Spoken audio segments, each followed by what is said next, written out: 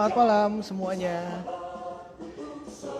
Oke, kita mulai sebentar lagi. Kita tunggu audiensnya lebih banyak lagi sedikit dulu. Nanti kita langsung mulai.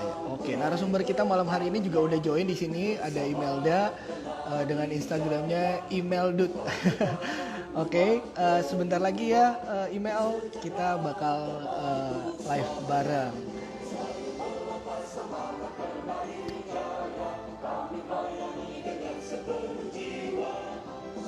Oke, bentar lagi ya.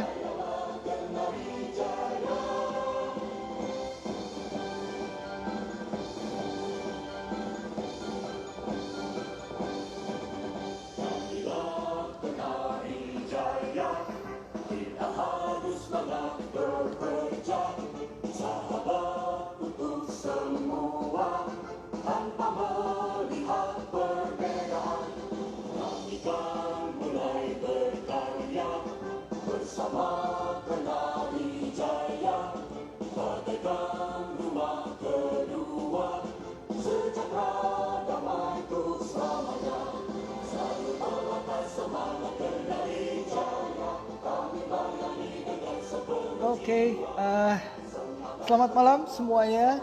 Ketemu lagi di Bincang Kenari dari Kenari Jaya.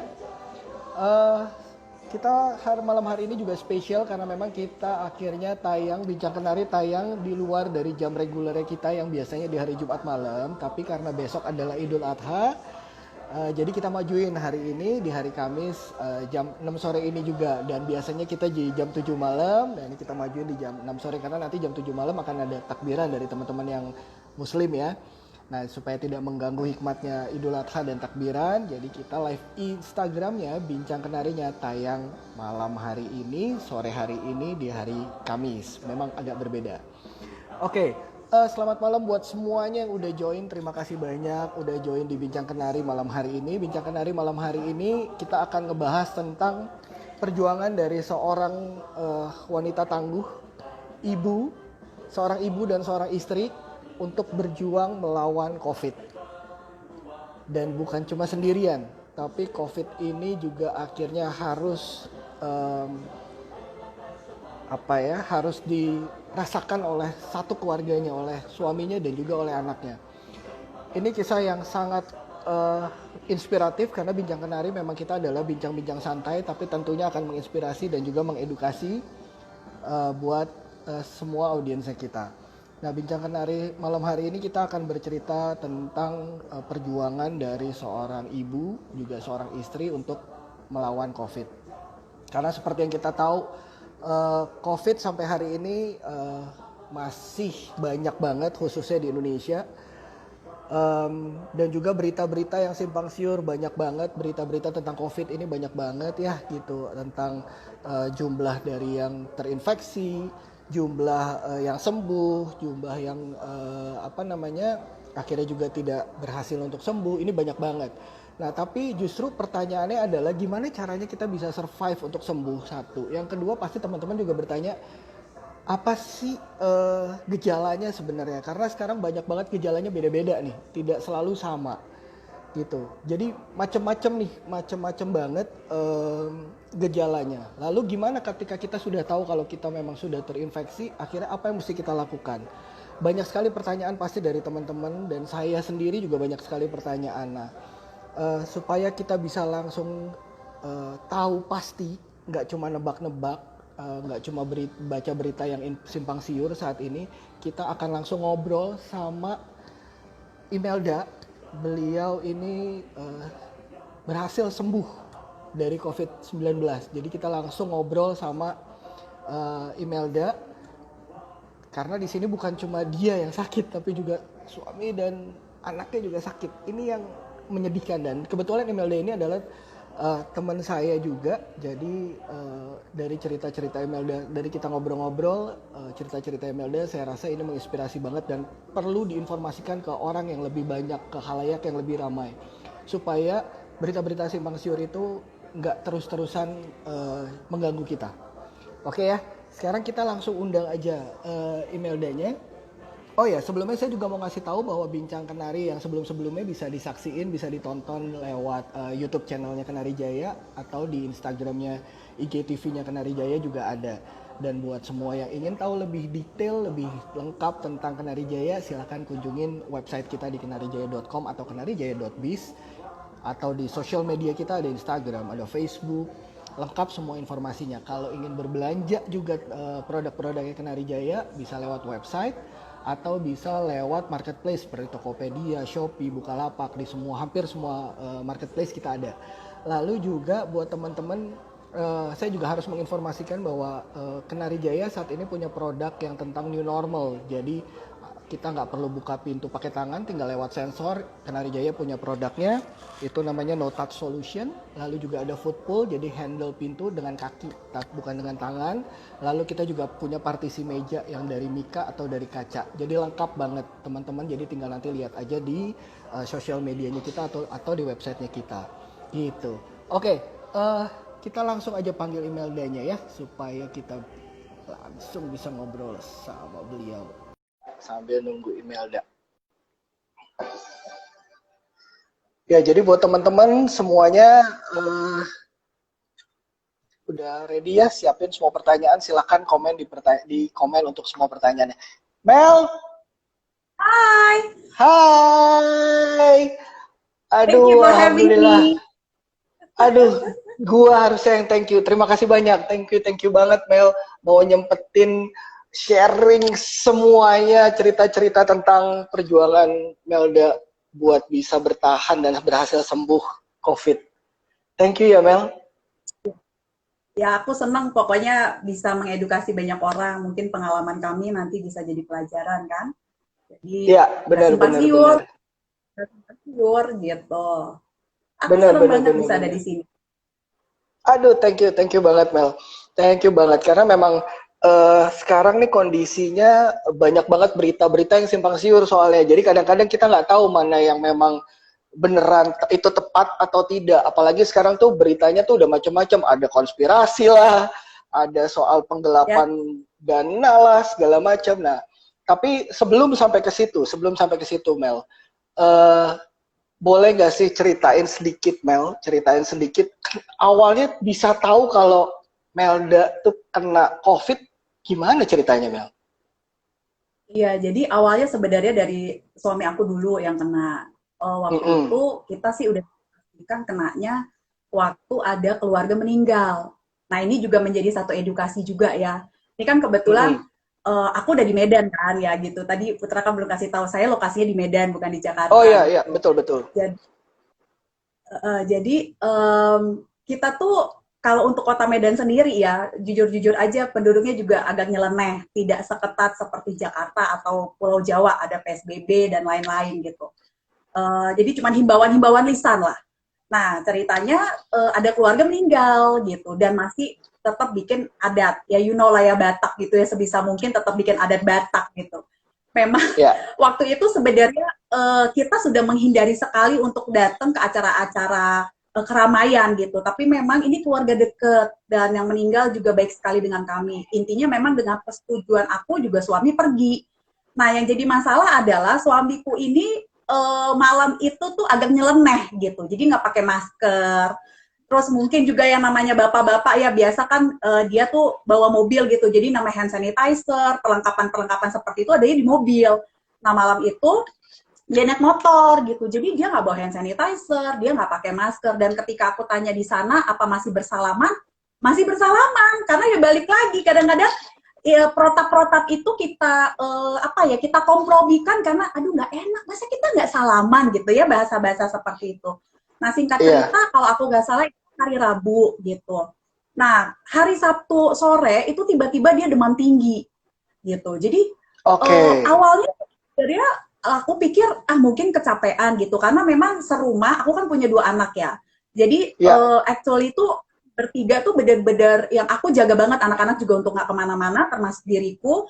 Tapi suami memang masih banyak lah kegiatan. Tapi biasanya ya sebisanya pasti masker apa segala macam gitu protap-protap itu tetap dilakukan gitu. Nah, jadi aku berpikir mungkin dia capek gitu, kecapean doang. Udah mulai ada batuk gitu ya, memang ada batuk-batuk kering biasa. Jadi awalnya ya udah gitu, aku pikir mungkin cuma kecapean. Nah ternyata makin malam dia bilang badannya makin gak enak. dan panasnya mulai naik gitu, hampir 39. Nah, aku satu hal yang aku bersyukur banget sih sebenarnya, aku punya sahabat, itu sahabat dari SMP itu deket sekali, dan suaminya itu dokter paru.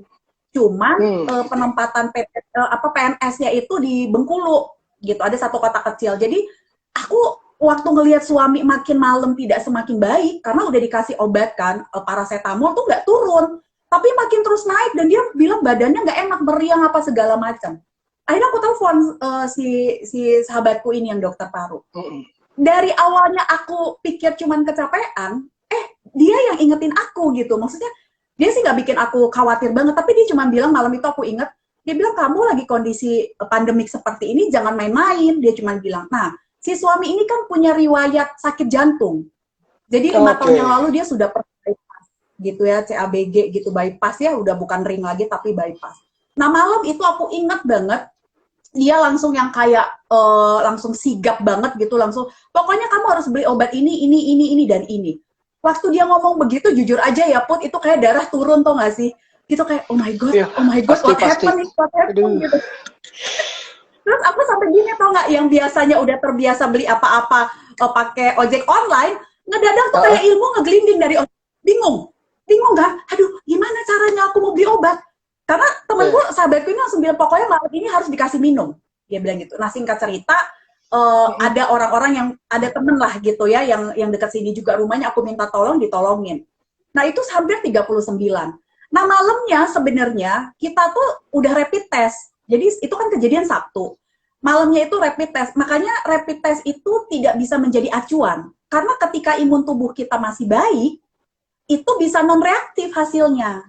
Gitu. Jadi rapid test itu kan mungkin teman-teman juga udah banyak baca ya, ada yang viral juga kan berita-berita dari WhatsApp segala macam, bahwa kan itu cuma untuk mengidentifikasi satu infeksi dari virus di dalam tubuh, tetapi tidak COVID. Itu kan hanya infeksi virus gitu. Dan itu ketika tubuh kita masih imunnya masih baik, itu cenderung inilah pokoknya nggak bisa jadi acuan. Jadi malam itu sebenarnya ada beberapa teman-teman akhirnya agak khawatir dengan kami, datang ke rumah terus melakukan rapid test gitu, tapi rapid testnya negatif gitu. Akhirnya ya udah agak tenang nih, masih agak tenang. Ya udah, nah hari Minggunya bangun pagi kita udah jadi sahabatku udah arahin untuk protap COVID, walaupun dia bilang ini belum tentu COVID, kita berharap cuma infeksi sedikit, dia bilang. Jadi suami udah pisah kamar dengan kami, udah pakai masker, udah bla bla bla bla gitu ya. Nah Minggunya bangun pagi, aku langsung cek dong pagi-pagi gitu kan. Nah terus dia bilang, aku nggak enak banget tadi malam, dia bilang gitu. Aduh, aku bersyukur dia bisa bangun pagi ini. Aku kan kaget ya kalimat itu keluar dari mulutnya. Sementara for informasi gitu ya, suamiku itu karena dulu mantan tentara, jadi orangnya tuh kuat banget. Kalau nggak sakit banget dia nggak akan cerita gitu. Jadi pagi-pagi dia bilang, aduh mah, puji Tuhan aku bisa bangun pagi ini. Aku bingung, hah? Maksudnya apa ya gitu. Memang aku tahu batuknya makin parah kan, batuk gitu. Nah aku cerita langsung, aku telepon sahabatku gitu yang si dokter paru gitu. Pokoknya suami istri aku repotin terus deh, anytime. Aku sampai bilang kalian nggak boleh bosan-bosan ya, gitu. Karena satu hal juga, kalau orang-orang yang sudah terpapar atau udah punya indikasi seperti ini, memang perlu ada orang-orang yang mendampingi untuk membuat kami tenang. Dan aku bersyukur banget gitu punya orang-orang ini gitu. Jadi saat itu aku ingat hari Minggu diarahin untuk udah deh kalau bisa ronsen, kata si sahabatku kan yang dokter paru. Ronsen hari Minggu. Nah sementara di image kami, mungkin di image semua juga teman-teman yang hadir di sini, kalau bisa lagi pandemik tidak nginjekin kakek ke rumah sakit. Betul ya, sebisa mungkin ya. Pasti kita kepengen ke rumah sakit. Kami pun seperti itu. Jadi waktu itu hari Minggu kami berusaha untuk cari prodia.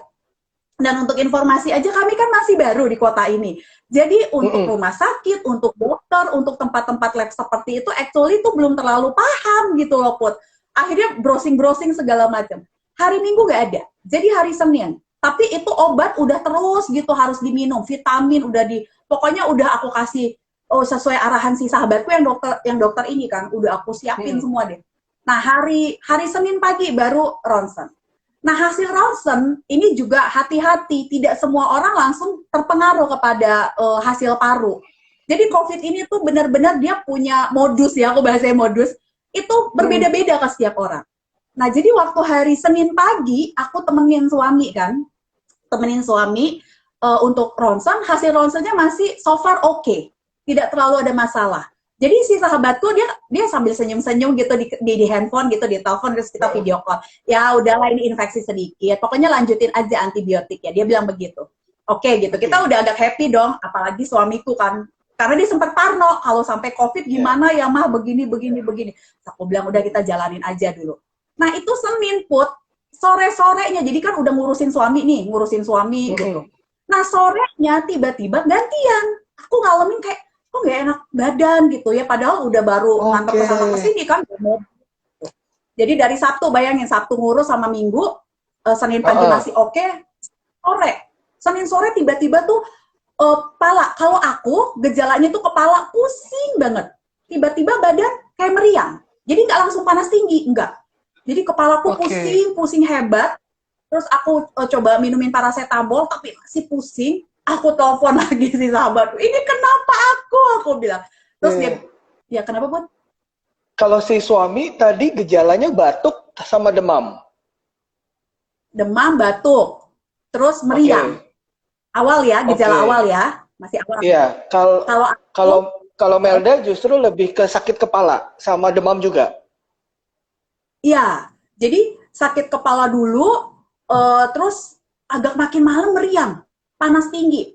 Nah, malam itu aku jujur aja masih denial. Jadi waktu si sahabatku bilang gini, minum antibiotik yang aku kasih buat suamimu juga. Itu malam aku nggak minum. Karena dalam hatiku, masa iya sih secepat ini? Nah itu yang ada di dalam benakku. Masa iya sih secepat ini? Dan aku pikir, ya mungkin suamiku begitu karena dia punya riwayat sakit gitu kan. Aku pikir, masa sih imun tubuh gini banget. Jadi malam itu, actually aku cuma minum obat paracetamol. Jadi nggak ngelakuin seperti yang sahabatku suruh gitu loh.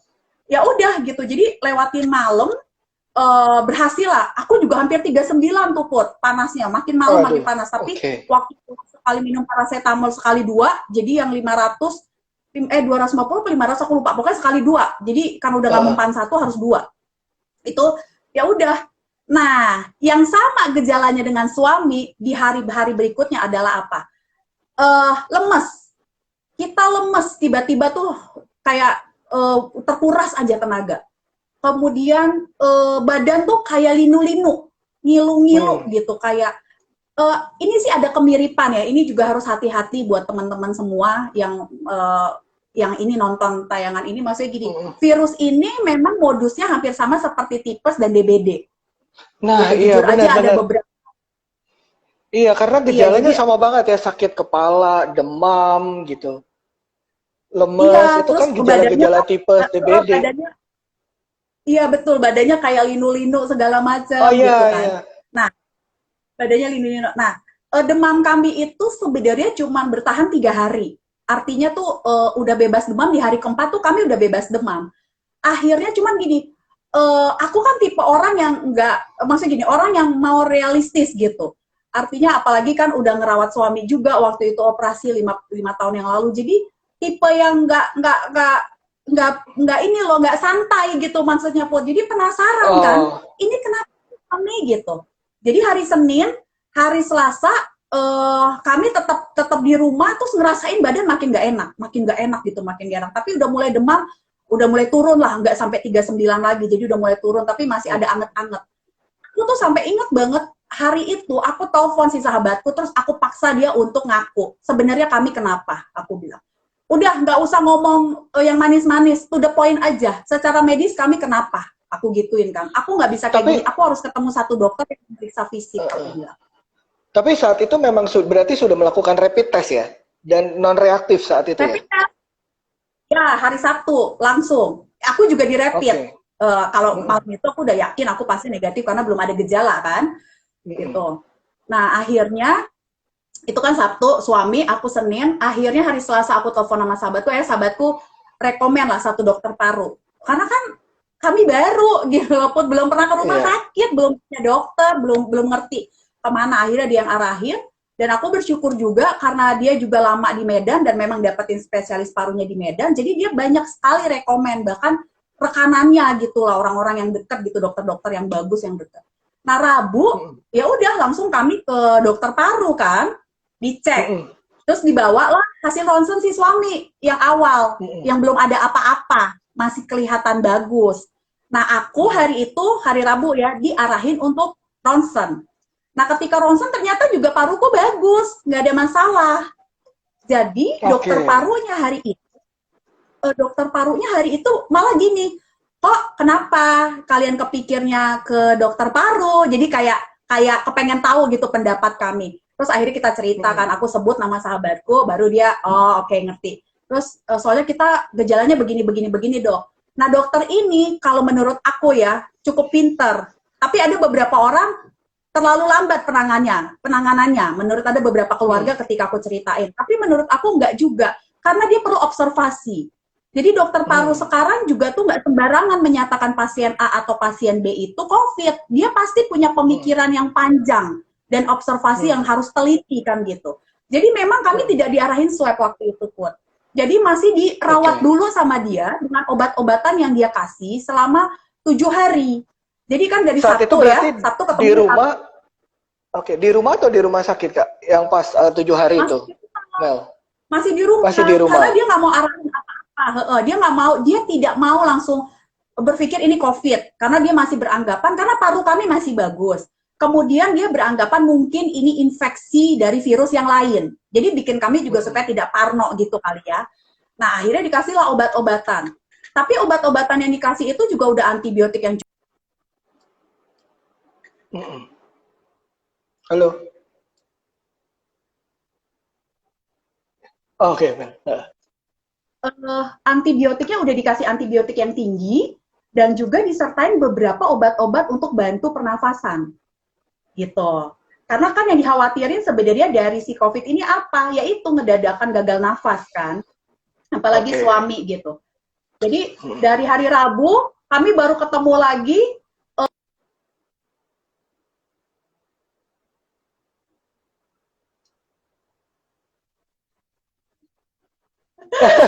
Aduh, sorry ya Tante. Lanjut ya, lanjut. Ya. Lanjut ya.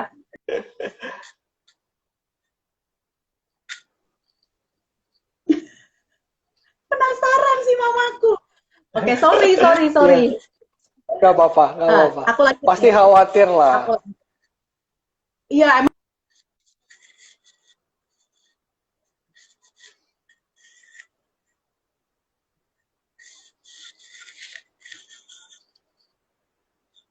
Ya, Mel, putus lagi harus kayaknya. jawab, kalau nggak bisa terus. Iya, benar. Gak apa-apa, gak apa-apa. Oke, sip. Lanjut. Oke, jadi hari Rabu, kemudian jadi selama 7 hari di rumah itu ya Put, emang sih demam kita udah nggak ada gitu. Tapi itu badan ampun deh, rasanya apa ya? Rasa kayak orang nggak punya tenaga, makan nggak bisa makan. Jadi ada yang bilang juga, ada pasien juga yang malah kehilangan bukan cuma selera makan, tapi kehilangan penciuman. Jadi dia nyium apa aja tuh nggak bisa rasa gitu. Tapi kami nggak sampai seperti itu, tapi makan. Jadi lidahku sama lidah suamiku suka beda. Buat dia kayak nggak ada rasa, buat aku kayak keasinan. Jadi kita bisa ribut tuh gara-gara itu. Tapi akhirnya juga males makan. Jadi lemas, bawaannya lemas, terus apa ya itu linu-linunya. Nah aku yang paling berasanya kalau buat pribadi aku adalah selama, jadi kan 10 hari ya total aku ngalamin di rumah, itu hampir 7 hari 7 malam aku nggak bisa tidur. Jadi kalau tidur malam itu rasa apa ya nggak enak gitu di dada. Kalau dibilang sesek nggak juga, tapi kayak orang masuk angin gitu loh. Tapi bikin sampai nggak bisa tidur. Itu bisa aku sampai melek-melek apa tuh pegang handphone sampai jam 3 pagi gitu karena kayak nggak bisa tidur gitu, kayak nggak enak banget badannya gitu. Nah, suami berarti memang gejalanya beda-beda ya Mel ya. Gejalanya beda-beda, ada yang seperti tadi ada tiba-tiba sakit kepala, terus tiba-tiba tadi batuk-batuk, terus ada yang kayak kehilangan penciumannya gitu. Tapi yang selalu sama ini pasti akan ada demam ya, benar ya Mel? Ada juga yang enggak. Anakku OTG ada juga kan, yang enggak demam. Iya benar. Kalau yang imunnya kuat kayak anakku, nah anakku yang nomor 2 lebih dahsyat lagi, dia negatif. Padahal dia tidurnya barengan sama kakaknya. Karena imun dia kuat sekali berarti. Iya, umur 14 tahun betul. kan.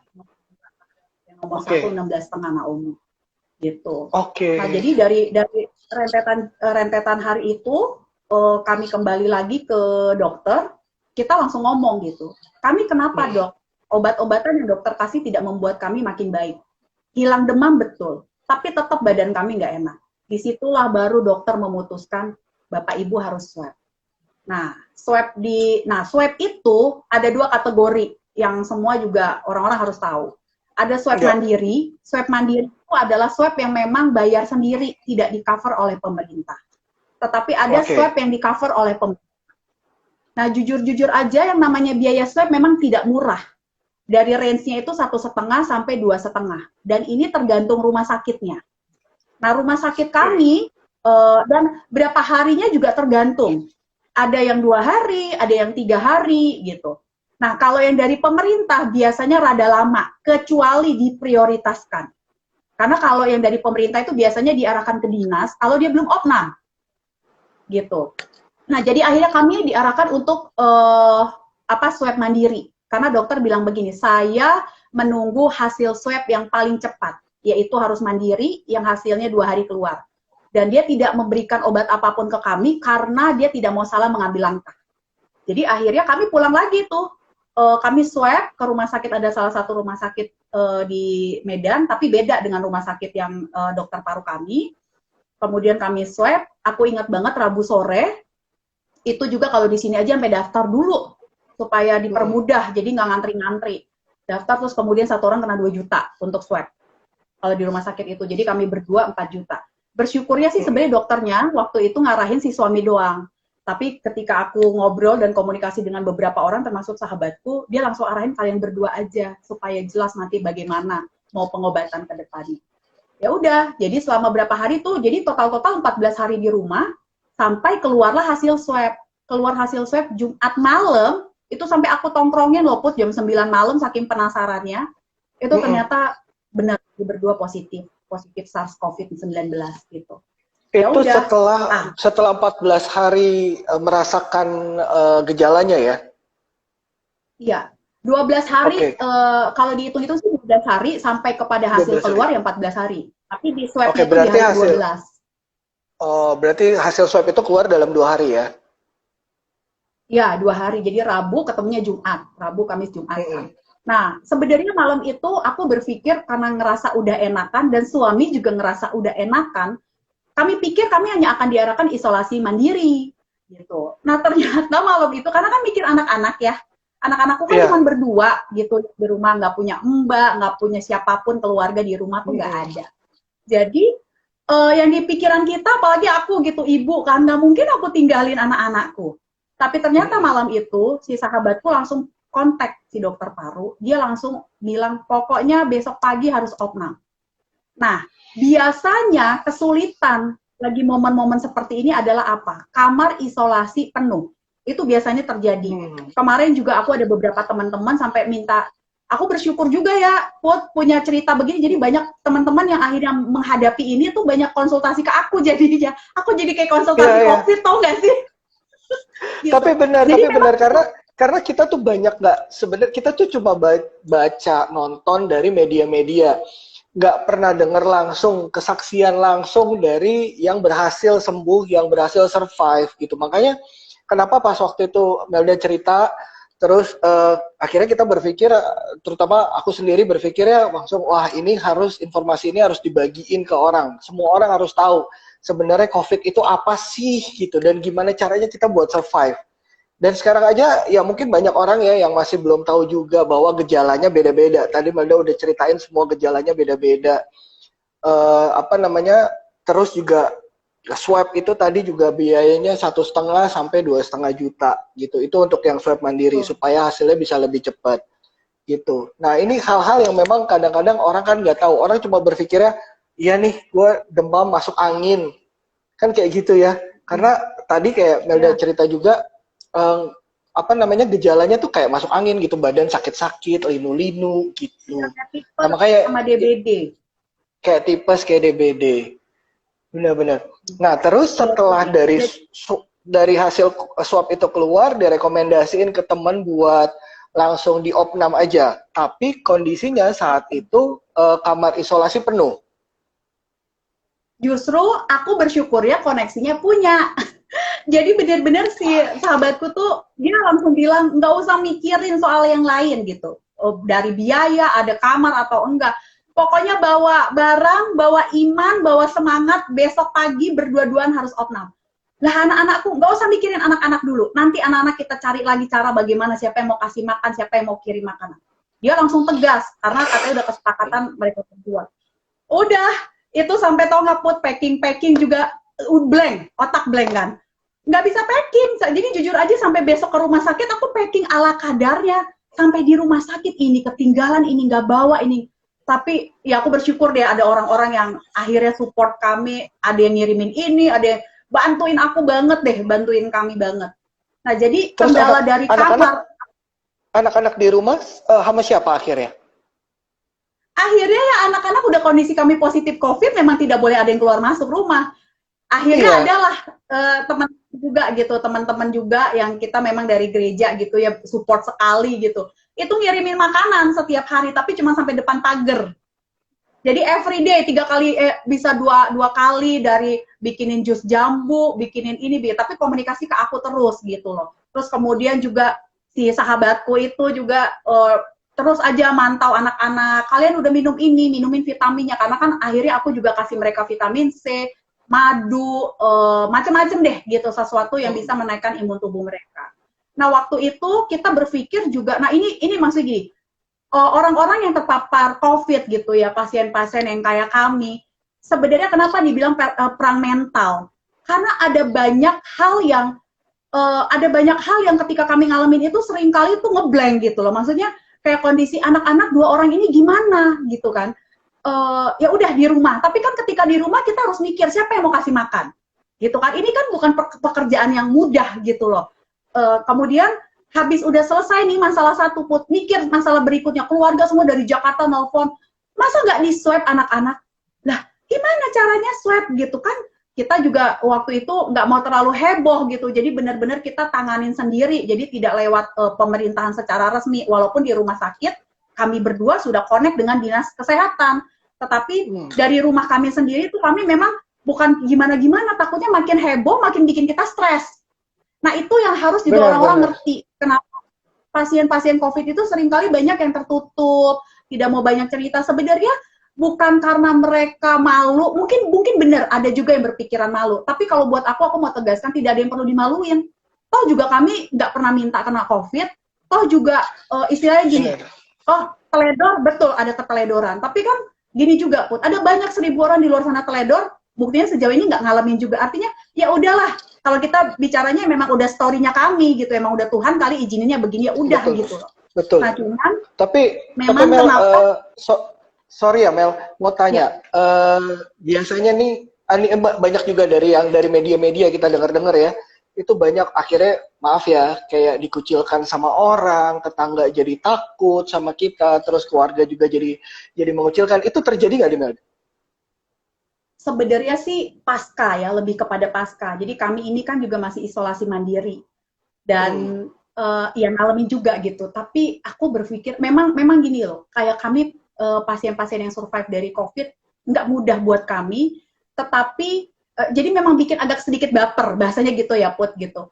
Tapi memang kalau aku dari sisi mereka pun wajar ketika mereka khawatir kami keluar, tetapi belum punya keyakinan bahwa kami tuh udah sembuh gitu. Karena memang kalau kami nggak akan, kalaupun kami kena, COVID itu tidak akan pernah lagi istilahnya ngeberantakin kami punya imun tubuh. Karena imun kami sudah terbentuk untuk melawan si virus ini kan. Okay. Jadi lebih dikhawatirin adalah orang-orang di luar sana. Jadi kalau sampai ada orang yang akhirnya mengucil atau ya udah gitu. Kalau aku bilang gini, pil pahit yang harus kita telan gitu, suka nggak suka. Tapi lebih kita mikir juga kalau kita ada di posisi mereka pun sebenarnya wajar juga kalau mereka worried gitu kan, supaya kita nggak barangan gitu. Jadi kayak orang-orang kirim makanan pun kami sebisa mungkin pakai masker, bahkan taruh aja gitu di pagar supaya tidak bersentuhan. Malah kadang-kadang aku masih lebih bawain yang nganter, ayo abis ini cuci tangan atau hand sanitizer, jangan sampai sentuhan ya sama kami gitu. Jadi hal-hal seperti itu kami juga sadar gitu. Nah, Ya. itu pertama. Karena Oke. yang kedua yang tadi aku bilang, kenapa mereka ngumpetin, mungkin bukan lebih kepada takut dikucilin, tapi ada banyak hal yang harus dipikirin gitu loh. Ada banyak perkara, apalagi kalau sudah berkeluarga dan yang kena nggak cuma Pasti. satu orang Pasti. gitu. Kalau contohnya kemarin itu cuma suami, aku masih aman, aku bisa urus anak-anakku, aku bisa urus rumah, Bener. udah pasti aku bisa, atau apalah, masih punya jalan keluar. Tapi ini kan udah dua-dua harus di rumah sakit. Jadi Itu ada bagian banyak, paling berat sih. Itu salah satu bagian yang terberat karena akhirnya kita mesti menerima bahwa suami, istri, ayah dan ibunya anak-anak ini harus nggak ada di rumah gitu. Dan anak-anak iya, nggak ada betul. siapa-siapa itu pasti kepikiran. Terus oke, Mel, sorry, balik lagi ke tadi ketika sudah akhirnya berhasil ngedapetin kamar ya Mel di rumah sakit waktu itu. Ya, Berapa ya. sih Mel biaya yang akhirnya keluar untuk berobat di sana pertama? Atau yang kedua ada atau jangan-jangan mungkin Melda di cover sama pemerintah. Nah ini gimana Mel? Iya, jadi untuk kita juga semua harus tahu gini. Aku juga akhirnya kemarin ada tolongin beberapa orang dalam hal biaya begini. Kalau aku jujur ketika ngalamin kan blank, nggak ngerti bagaimana prosesnya supaya di cover oleh pemerintah. Jujur aja Betul. kantor suami itu udah sampai yang maksudnya gini, ayo pokoknya mau dapat kamar apapun, maksudnya gini, pokoknya jangan mikirin soal biaya gitu bahasanya. Tapi bersyukur banget gitu, ternyata sahabatku ini dengan si dokter paru kami, walaupun rumah sakit kami rumah sakit swasta, tetapi mereka itu menyediakan bangsal isolasi untuk COVID yang memang sudah kerjasama dengan pemerintah. Walaupun tidak besar gitu, jadi cuman kalau nggak salah aku sekitar 30 sampai 40 orang aja mereka mau terima. Nah itu di cover semua oleh pemerintah, all in gitu. Nah Caranya gimana Mel akhirnya bisa dapat apa namanya di cover sama pemerintah itu caranya gimana sih? hal yang paling umum, kalau aku kan spesial lah ya, maksudnya karena ada koneksi dari dalam. Hal yang paling Ada umum teman. yang kemarin juga akhirnya aku dan tolongin 2 orang, ada kemarin teman anak Tarki juga aku cerita tuh sama Lydia di Jakarta, aku tuh tolongin dia juga untuk kasih advice, sama ada satu juga di Medan kemarin. Hal yang pasti akan ditolong adalah ketika kita ngubungin gugus tugas, gugus depannya COVID. Jadi di telepon, gitu. Jadi mereka akan jemput bola. Oke, jadi hal pertama yang mesti dilakukan ketika kita tahu bahwa kita sudah positif COVID, hal pertama yang jadi ini info yang penting nih buat teman-teman yang udah join di live Instagram ini. Ketika teman-teman ngerasain gejala, jangan takut untuk segera swab test. Berapapun biayanya sebisa mungkin keluarin aja dulu supaya tidak berimpact terlalu panjang, supaya nggak kelamaan untuk penanganannya. Lalu setelah memang tahu bahwa positif, langkah berikutnya adalah langsung telepon gugus tugas. Ya, gitu. Gugus tugas. Aku baru tahu kalau di Jakarta sekarang bahasanya apa gitu, bukan gugus tugas atau gugus depan COVID. Kalau Medan masih ya. Tapi intinya harus ke dinas kesehatan dan ada call centernya. Di googling juga bisa kok. Kemarin aku juga akhirnya temanku udah kita tik-tekan terus nih. Aku bersyukur juga bisa dampingin dia. Karena tahu nggak Put? Si temenku ini, yang anak kita juga, itu suaminya cuma 2 hari di salah satu rumah sakit swasta di Bintaro. 2 hari, memang ICU, 37 juta, baru 2 hari. Dan rumah sakit itu tidak mau kerjasama dengan pemerintah. Jadi waktu itu, aku juga di-assist juga sama si sahabatku, udah kasih tahu begini-begini. Aku langsung bilang sama dia, aku telepon. Namanya perawatan COVID tidak ada yang dalam cuma seminggu atau 2 minggu. Perawatan COVID, apalagi kalau sampai sudah masuk ICU, sudah ada sesak napas, paru-paru sudah bermasalah, dia bisa lebih dari 14 hari. Bayangkan mau berapa ratus juta keluarin duit. Akhirnya waktu itu aku ingat banget, nggak bisa, kamu harus telepon dinas kesehatan, kamu harus lapor, dia udah lapor RT, nggak bisa, langsung bawa dan transfer ke rumah sakit yang memang di-cover oleh pemerintah. Dan ya, berarti tadi prosesnya kita nggak sebisa mungkin nggak langsung telepon ke dinas kesehatan atau gugus tugas ya, nggak perlu lewat birokrasi RT RW itu nggak perlu ya, langsung aja telepon ke dinas kesehatan berarti ya. Sebenarnya harusnya kemarin itu yang temanku aku agak bingung. Biasanya yang aku tahu nih setelah pengalaman kami, kalau dari RT RW sudah dikasih tahu, biasanya mereka yang akan komunikasi langsung. Nah aku nggak ngerti RT-nya dia, jadi waktunya kamu udah kasih tahu RT sudah. Terus apa? Ya begitu aja, nggak ada apa-apa, cuman katanya mau penyemprotan. Loh, ya kamunya diurusin dulu dong serumah. Aku bilang begitu kan. akhirnya singkat cerita ya dia ngelakuin juga gitu seperti aku kasih masukan, dia teleponin tuh, kebetulan ada keluarganya juga di departemen kesehatan, ya udah di dinas, ya udah tiktekan jadi ketika si rumah sakit swasta ini tahu pasien ini mau ditransfer ke rumah sakit yang di cover pemerintah, mereka bilangnya nggak ada rumah sakit, nggak ada rumah sakit. Aku nggak ngerti ya Put, apa itu modus atau kedua memang nggak ada, aku nggak ngerti. Jadi kita juga nggak berani ngejudge dalam hal ini. Tapi ketika dia lewat dinas, dapat langsung dipindahin ke salah satu rumah sakit yang cover sama pemerintah. Nah sekarang ya bisa, udah kita tenang kan, ibarat kita keluarga. Bayangin kayak kami kemarin bertiga, satu orang 100 juta nggak akan kemana. Karena apa? APD itu mahal. Gitu. Oke, antibiotik memang cukup banyak ya, apalagi. Nah suamiku itu, Put, waktu masuk di hari itu kan udah di hari ke 15 ya tepatnya. Balik lagi, siklus COVID selalu dibilangnya 14 hari, kemudian kurva naik. Ternyatanya tidak sama suamiku. Jadi balik lagi, kalau sahabatku pakai bahasa begini, kami tim kesehatan, ini kayak lagi ngadepin hantu dengan 1000 wajah. Jadi modus dia beda-beda gitu. Suamiku ternyata waktu opnam di tanggal 20, jadi dari tanggal 6 Juni sampai opnam di tanggal 20 itu, dia punya hasil darah itu udah drop semuanya. Hasil parunya kanan kirinya tuh udah makin parah. Tadi aku udah cerita di tanggal 8 dia udah ronsen paru gitu kan. Baik-baik.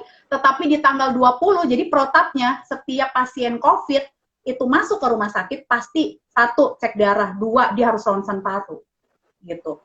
Nah cuman bersyukurnya si suamiku itu bertahan, jadi nggak sampai ada gagal nafas, nggak sempat pakai respirator atau apapun gitu. Aku bersyukur banget, badan dia memang kuat.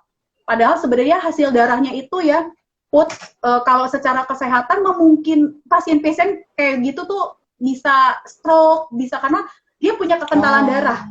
Jadi COVID ini tuh apa ya? Mempengaruhi infeksi dari ke paru, tapi juga dia bisa kayak nyebarin kemana-mana gitu.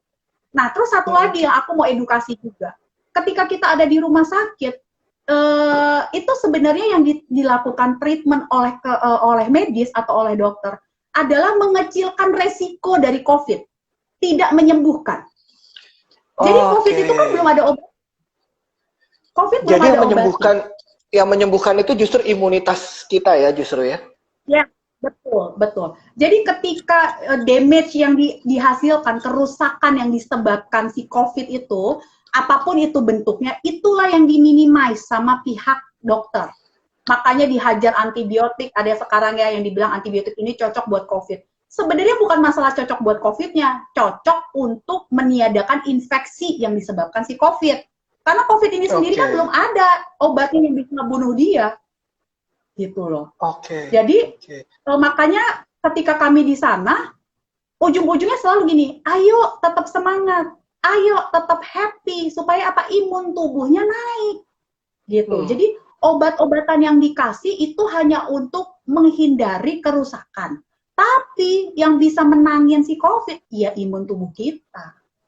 Nah itu jadi pertanyaan Mel sebenarnya. Ketika tadi kan dokter bilang, ayo semangat, ayo happy supaya imunitas tubuhnya naik. Sedangkan aku tahu banget Melda nggak bisa lakukan itu saat itu karena suami dalam kondisi sakit dan anak-anak di rumah. Sampai akhirnya yang paling tua juga akhirnya tahu bahwa dia COVID juga. Iya. Nah itu gimana Mel caranya Melda supaya bisa memanage apa ya moodnya supaya tetap bisa terkontrol gitu. Itu gimana caranya Mel bisa berjuang, mentalnya bisa benar-benar bisa kuat? Apa yang saat itu Melda lakukan dan Melda pikirin, karena gue harus happy nih, sedangkan Melda tahu bahwa ini susah, laki gue di sana gitu, anak di rumah gitu kan, dan akhirnya tahu bahwa anak juga kena COVID. Apa sih yang Melda lakuin waktu itu? Ya pasti balik-baliknya ke Tuhan ya gitu, maksudnya mau nggak mau iman kita harus kuat sih gitu. Makanya aku setiap kali juga ada beberapa orang-orang yang akhirnya banyak konsultasi tentang ini, ya aku selalu ingat ya doa gitu. Maksudnya mau apapun gitu agama kita, tapi kita tahu gitu bahwa Tuhan itu yang cuman Dia yang bisa kasih kekuatan. Karena gini ya Put, orang-orang di sekitar kita juga tidak bisa 24 jam selalu menghibur kita. Gitu. Mau katanya sampai gimana, contoh nih ya, waktu pertama-tama awal-awal aku ngalamin di rumah sakit, itu ada beberapa teman-teman yang rajin video call untuk menghibur aku. Tapi kan jam 11 pasti udah selesai, 11 malam. Nah, ketika tidur itu yang menjadi kayak peperangan di pikiran. Ketika tidur. Karena ini begini. Ya salah satu apa? Ya udah, ya pasrah aja gitu, serahin ke Tuhan, aku lebih banyak doa gitu. Dan sebenarnya ada momen-momen sih di mana aku sempat drop banget gitu ya. Ada momen-momen gitu. Cuman kalau diceritain nanti lebih panjang lagi. Tapi gini, aku inget gitu. Aku sih berharap semua istri-istri gitu ya, semua ibu-ibu di luaran sana yang memang lagi ngalamin ini, ketika aku ada satu momen aku sempat nangis gitu, aku sempat sedih karena kenyataannya tidak seperti yang aku ekspektasi. Aku sempat kayak membiarkan, gue kayak mau nyerah deh, udah bodo amat gitu loh, kayak mau ngomong gitu loh, Put. Aduh, aku udah gak peduli deh gitu. Tapi aku bersyukurnya, maksudnya di dalam hati itu kayak ada yang ngingetin bahwa aku itu seorang istri, aku itu seorang ibu. Kalau aku nggak kuat, bagaimana suamiku bisa kuat? Kalau aku nggak kuat, bagaimana anak-anakku bisa kuat? Dengan kondisi, sebenarnya bersyukurnya ya Put, kami tuh semua ada di satu ruangan kemarin. Dikasih kamar yang cukup besar. Pokoknya aku bersyukur banget deh, gitu. Kamarnya juga kamar yang bagus dan cukup besar gitu. Jadi suami, makanya mungkin aku berpikir suami juga bisa cepat progresnya naik, mungkin karena dia lihat ada aku di situ. Gitu. Terus anak juga terakhir Naomi. Naomi nyusul juga akhirnya masuk di situ karena memang kamarnya cukup besar. Jadi aku yang harus menguatkan diriku. Jadi waktu kayak kemarin sama yang ini teman yang anak Tarakanita ini, karena suaminya udah ICU dan dia sempat napasnya turun, aku telepon, aku cuma bilang gini, aku tahu nggak mudah, tetapi kamu harus bisa menguatkan dirimu sendiri. Aku cuma ngomong gitu. Karena ketika kitanya juga lemah, udah selesai semua, selesai gitu. Karena ini memang mental war gitu. Ini virus tuh benar-benar ngegrogotin nggak cuma fisik, tapi pikiran gitu. Dan apalagi kami sampai 26 hari di rumah sakit, Put. Wow, itu kalau nggak benar-benar kita strengthen ourselves gitu, maksudnya benar-benar kami yang menguatkan diri kami gitu, di samping memang kita banyak doa, udah nggak tahu. Kita sampai lucu-lucuan Put, sampai ujung-ujungnya, karena kondisi badan suami juga udah makin baik kan. Di hari ke sekitar 15-16 itu udah bersyukur, udah naik, udah bagus gitu, udah bagus, hasil parunya juga udah bersih, hasil darahnya udah bagus. Itu kita jadi kayak lucu-lucuan aja, sementara swab terus-terusan positif. Kami sampai 5 dan 6 swab. Bayangin, untuk swab aja Put, itu nggak enak. Makanya aku bilang ke orang-orang, sebisa mungkin jalankanlah protap kesehatan. Jangan main-main, aku bilang begitu. Itu di swab itu ya. Iya, tadi sorry Mel. Tadi yang Naomi taunya kalau Naomi kena, anak pertama kena tuh taunya gimana ya? Akhirnya kan tadi yang aku bilang keluarga heboh bikin mau suruh swab kan. Akhirnya ada satu keluarga gitu di Jakarta, dia kenal sama orang dinas di Medan. Mereka lah akhirnya yang atur. Tanpa harus membuat satu kerusuhan atau kehebohan gitu. Sampai ternyata hasilnya juga diprioritaskan. Nah itu tadi aku bilang kalau lewat dinas biasanya lama. Tetapi kalau memang bisa diprioritaskan, dalam 2 hari juga bisa keluar. Nah ketika keluar, problem lagi, siapa yang mau bawa dia ke rumah sakit. Tapi bersyukurlah, walaupun keluarga di Jakarta, tapi ada banyak koneksi yang bisa bantu. Akhirnya ya pakai ambulans dinas kesehatannya Medan, Pemprov gitu. Naomi dibawa ke rumah sakit, kemudian Henok aku ke rumah abang aku, ada deket sini juga. Ya udah, dari baru kita berjuang lagi lah di rumah sakit sampai 26 hari. Oke, Mel, ini luar biasa sih. Ceritanya bener-bener banyak banget sebenarnya pertanyaan yang ada di pikiran aku nih Mel, cuma kayaknya nggak bakal sempet. Tapi intinya adalah, pertama yang mesti dicatat dari teman-teman yang hari ini sudah berhasil join, dan terima kasih sudah join, bahwa gejala COVID ini beda-beda. Tidak selalu sama, tapi bahkan ada yang tidak gejala. Betul. Jadi pesannya adalah harus terus menjalankan protokol kesehatan, menggunakan masker, rajin cuci tangan, jaga jarak, sebisa mungkin jangan salaman gitu, jangan bersentuhan sama orang. Lalu yang kedua, ketika memang kita merasakan ada gejala atau kita pernah berinteraksi dengan orang yang mungkin pernah mengalami COVID, sebaiknya langsung lakukan swab test. Nah, swab test ini tadi Melda juga udah share ada dua, ada yang swab test mandiri, biayanya 1,5 sampai 2,5 juta. Itu di Medan ya, Mel ya? Atau seluruh Indonesia sama? Kayaknya Jakarta juga segitu deh. Segituan ya, jadi 1,5 sampai 2,5 juta per orang. Tapi waktu itu Melda dapat 2 juta per orang. Lalu, tapi kalau mau swab dari pemerintah ada juga dan ini memang free. Cuma memang hasilnya agak sedikit lama. Jadi sebisa mungkin langsung lakukan swab test. Setelah melakukan swab test dan sudah tahu bahwa kita memang positif COVID, sebisa mungkin langsung telepon gugus tugas atau dinas kesehatan. Langsung seperti itu ya Mel ya? Iya, supaya bisa Terus langsung dibantu sama pemerintah. Apa lagi Mel? Terus satu lagi ini, kalau ke dokter gitu ya, sekarang aku sih seharusnya tidak ada dokter-dokter yang langsung, tidak ada lagi dokter-dokter yang kalau pasiennya datang dengan gejala panas, terus kemudian meriang atau apapun, lebih diarahin ke tipes. Nah, kejadian sih temen-temenku itu kan, kenapa suaminya akhirnya sampai drop banget? Karena seminggu sebelumnya dia ke dokter internis. Dokter internisnya itu hanya arahin cek darah, tetapi tidak ronsen. Nah, alangkah bagusnya kita juga mengedukasi diri kita sendiri. Jadi ketika kita ada gejala-gejala klinis seperti itu, mungkin dokternya miss. Ya, kita nggak berani juga ngejudge apapun ya. Mungkin dokternya miss, dia lupa untuk mengarahkan ronsen. Nggak apa-apa, kita aja yang ngajak bawel. Gitu. Jadi kita aja, atau kalaupun sampai nggak mau atau nggak mau ke rumah sakit, Prodia bisa kayak gitu ya. Ada beberapa lab-lab gitu yang bisa lakukan ronsen.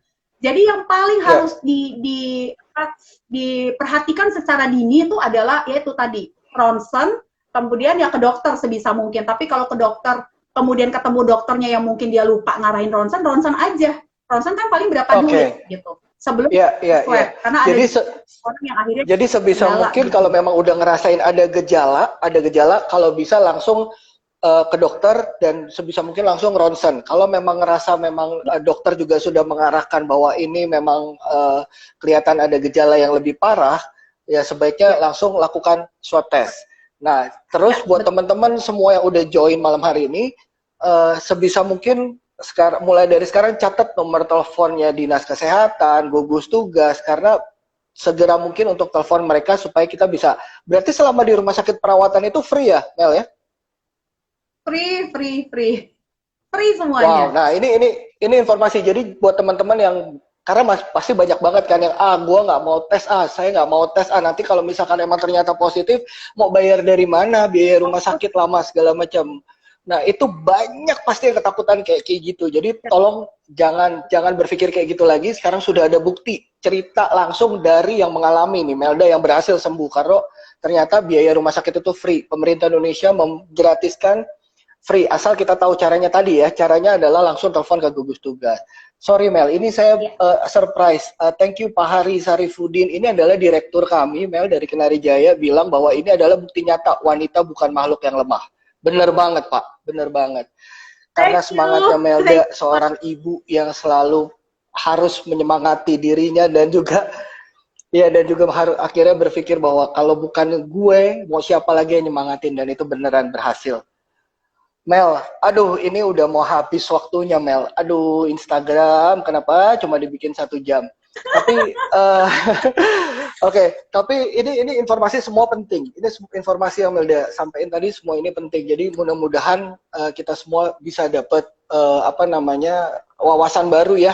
Jadi jangan takut buat swab test, jangan takut untuk ronsen segera mungkin karena kita cuma ngeluarin biaya di situ doang. Selebihnya kita tinggal telepon gugus tugas atau dinas kesehatan, semuanya free. Negara bayarin buat kita, pemerintah Indonesia cover itu semua kok. Gitu. Mel, untuk yang terakhir Mel, sebelum kita apa? Aku tambahin sedikit dari tim kesehatan ya. Aku kemarin sempat ngelihat viral juga ada orang-orang yang berpikir tenaga medis kenapa sih harus diapresiasi sedemikian rupa gitu. Aku mau kasih tahu. Jadi suster-suster itu ketika mereka sudah pakai APD selama 5 jam itu mereka tidak boleh makan, minum, dan ke toilet. Walaupun itu memang tanggung jawab mereka dan sudah tugas mereka, tetapi kita sebagai manusia, aku jujur aja Put, aku sungguh-sungguh happy melihat mereka dengan kondisi seperti itu pakai baju astronot, kemudian masih tetap happy melayani kami, kemudian sampai pembersih kloset, sampai pembersih ruangan rumah sakit juga pakai baju seperti itu, dan mereka tetap happy, mereka tetap senyum gitu. Buat aku itu luar biasa sih. Jadi mungkin kita masyarakat juga memang udah sepatutnya gitu ya kasih apresiasi gitu. Tim dokter juga, padahal resiko mereka untuk terkena cukup besar, dan mereka pun katanya dikasih shift-shiftan yang memang selama 14 hari diasingkan dari keluarga. Jadi ada shift-shiftan yang memang mereka benar-benar diungsikan, orang-orang yang bertugas di bangsal COVID gitu. Jadi itu juga kita jangan lupa gitu. Betul banget, emang benar banget. Jadi para tim medis, kami terima kasih banyak buat teman-teman mungkin di sini keluarganya ada yang memang harus bertugas menjadi garda terdepan dari COVID sebagai tim medis. Terima kasih banyak buat semuanya.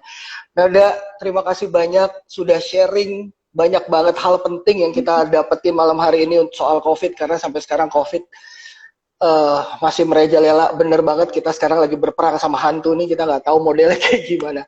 Mel, thank you banget. Ya. Sehat terus ya Mel. Salam buat suami, salam buat anak-anak, salam buat semua keluarga. Lo hebat banget, Melda, hebat banget, kalian semua hebat. Thank you. Sehat. Thank you ya Mel ya, thank you banget. Sampai ketemu ya Mel. Yes, bye. Oke, buat semua teman-teman yang udah join malam hari ini, terima kasih banyak. Ceritanya menginspiratif banget, jadi tolong semuanya dicatat mulai dari detik ini. Cari nomor teleponnya Dinas Kesehatan, cari nomor teleponnya gugus tugas. Sebisa mungkin keep nomor telepon itu. Ketika ngerasa ada gejala, langsung telepon mereka supaya biayanya gratis. Dan buat yang terakhir, sebelum saya pamit, saya berterima kasih banyak buat semuanya dan selamat Idul Adha ya. Besok untuk teman-teman yang muslim, malam hari ini kita takbiran. Selamat Idul Adha, besok kita berbagi. Salam dari saya dan dari tim Kenari Jaya semua. Terima kasih sudah join di live Instagramnya Kenari Jaya. Sampai ketemu di Bincang Kenari berikutnya. Tetap sehat, positive thinking, dan selalu semangat. Terima kasih banyak semuanya. Assalamualaikum warahmatullahi wabarakatuh.